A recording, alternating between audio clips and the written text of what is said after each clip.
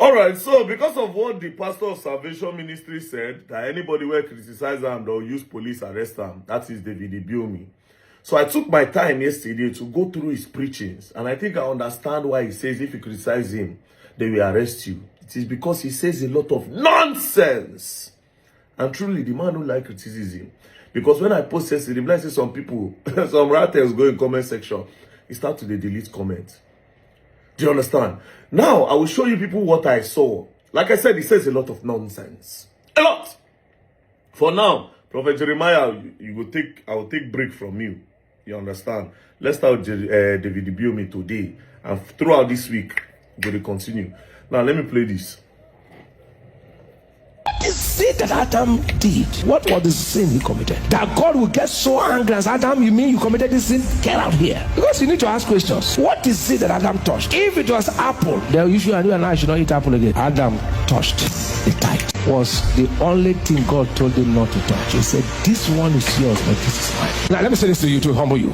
If you don't want to prosper, they are not ready for heaven. Because he said the streets of heaven, don't be holier than God.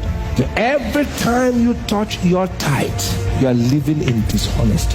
You are tampering with that which God has told you not to. The sin that Adam did, what was the sin he committed? That God will get so angry as Adam, you mean you committed this sin? Get out here. Because you need to ask questions. What is it that Adam touched? If it was apple, then you and I should not eat apple again. Adam touched the tithe. Was.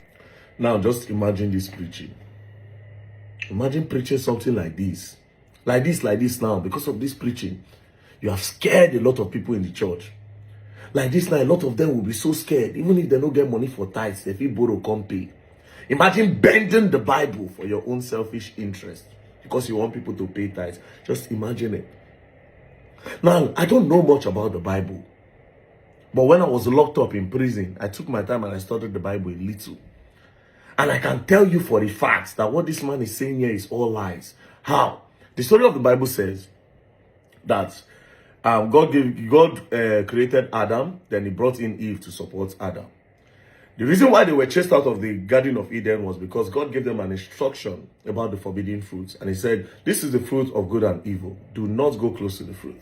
And then they went to eat the fruit. Then when they realized that they were naked, God said, okay, these people they now have the knowledge I don't want them to have. So it's now time for them to go out of the kingdom. So leave. Now, he now placed a curse. And he said, from today, man, you shall till the ground. You go suffer, you will sweat before you eat. Why women? Your punishment is that before you give birth, there will be pains during childbirth. By this time, tithing have not yet existed. Because when their eyes were blind, when they could not see anything, they had everything in the garden. You want yam, you want tomato, you want bole, anything you want is in the garden. God gave them in abundance. Eat anything you like. Just don't eat this one. There was no tithing. They could eat anything. Now, when this curse happened, they left the Garden of Eden. Then they gave birth to Cain and Abel. I want to believe, based on what I read in the Bible, that the first tithing came from Cain and Abel. That the first tithing, because that was when Cain, according to what God taught, God said, from now on, man shall till the ground before they eat. Do you understand? So Cain being a farmer, then Abel being a shepherd, carrying sheep around. You don't go into poultry business and livestock business. Do you understand? Then this guy being a farmer, so it was now time for tithes. That's when I can say there was the first tithes. Going by the Christian religion about tithing, that's when I can say, okay, yes, that is the first tithes. Cain and Abel. So okay, it's appreciation day. Let's go and give God something, which they have now turned to 10% according to the religion now. Pastors of nowadays. Okay, let's give God something. What will I give God that will make God smile? Then Abel said, you know what? Let me give you my finest sheep. The one where no get spots. Then he carried it. And he sacrificed. According to the story, excuse me, then God smiled and said, very dark man, Abel, you are my son. Take. Now Cain, taking his own tithes to God, He go find one fruit where don't spoil because he won't make money. He said, this is the one that we give God. Then he took it to go and give it to God. But God didn't accept it. God said, no. What you cannot eat, you want to give it to me to eat. Is that what you are doing? Me that gave you life? Are you paying for your breath? You are not paying for your breath too. I gave you eyes to see. I gave you hands to work. I gave you bola to knack.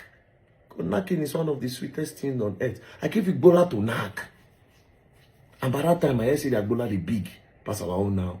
Give you strong long bola. So you give me what you will not eat. And God said, no, I won't take it. And back then, if you know when God diverse, God they communicate with the people directly. If you see the magic now, you will see signs and wonders. Then Cain now got angry. That why this Abel, this very dark man, so then boom, pa. Now that's when I can say the first tithe in the Bible happened. So imagine David ibiyome now twisting everything upside down to say the reason why the reason why Adam was sent out of the Garden of Eden is because he did not pay tithe. Therefore, saying that if you don't pay tithe, God will not want to associate with you. God will not smile on you. God will chase you out. So you will come make a lot of your members now. They will fear. They will be so scared to bring the tithes to you. You see the kind of manipulation where they get down. No wonder you said anybody. When criticize you, they go lock them up. I'll be waiting for me to be locked up. I'll be coming to Nigeria very soon. I won't see who won't lock me up. Say I talk about David ibiyome. I want to know if we don't have law again. If our police are people that they are paying to go and work. If that's how they work, let's also pay money. We go contribute money for them to pick David ibiyome up. Since that's what our police have done so, because indirectly that's what David ibiyome is saying. If you criticize me, they will lock you up. It's not that he said, I will make sure I sue you. I don't care whatever the person say. Even if the person like me spoil your name, go for a civil case. But saying they will lock the person more is some form of craziness. Power don't reach you here. Power don't choke you. Oppression don't choke you. And that's why I always say, I say a lot of these pastors are the problem we'll get for that country. They brainwash the youth not to move. They manipulate the youth not to move and wait that, oh yes, one miracle is coming somewhere. Just keep praying and paying your tithe. It's a problem. It's a very big problem. So, Pastor David ibiyome, the criticism just started. After all, no be me go secretly record you. Now you post them online. So if it is online, I can give my fair comment. Just the way a lot of people give their fair comment. I know they go arrest anybody. Yes, if you talk, if I decide to respond, I respond. Then people who know me go say, okay, yes, this one very dark man talk here. Okay, this one very dark man talk here. We don't like him. Very dark man is being manipulated. Very dark man is this. Very dark man. No problem. But will I arrest somebody? I mean, I can't compare myself with you. But then again, you are mortal. You are a human being like me. Be careful, Papa. But this period, you're going to learn and you will learn the hard way. Now, me and you get internet this period. Peace and love, don't play.